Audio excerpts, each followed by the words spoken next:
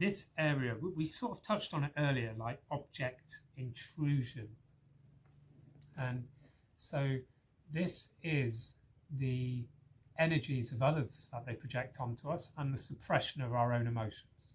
So those unhealed energies within us, those spirit protectors, teachers that we have, when we start healing, and we can be healing naturally in a relationship, we keep annoying each other and we learn to let go of beliefs and come with common ground. And that naturally, when the healing's done, the energies just leave and they'll find a new host to learn from. But it feels that they're also drawn to people at some point when they're really ready to go home. They come to someone who has those methods, or we may be drawn to gain someone who can support us in that release. So in the process of healing these energies, when they're triggered and woken up, which I'm going to touch on in the next area about triggering and waking up, these unhealed energies will project onto the other person. And so they'll project onto a person that vibration that they are, the fuel of what they are.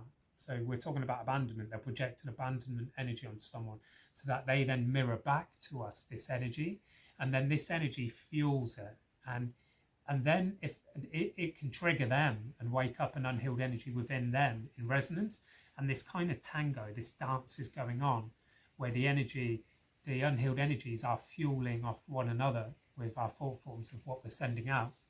And this is like what I perceive going on within arguments, and it's just fueling these energies. And I know I touched on it earlier, but I will repeat that these energies kind of sit within the body around the organ areas, and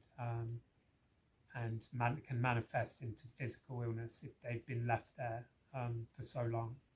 And like my father with his cancer, which I touched on earlier, he never spoke his truth. He was never able to speak about his traumas and the traumas of the family and what we'd all been through. And his cancer came in his throat, the throat chakra, about speaking up. And it had been there for so long, since his childhood, that it manifested into physical cancer. But now he's completely fine and it's completely gone. And my understanding is it manifests from the spiritual malady of these object intrusions that sit within the psyche.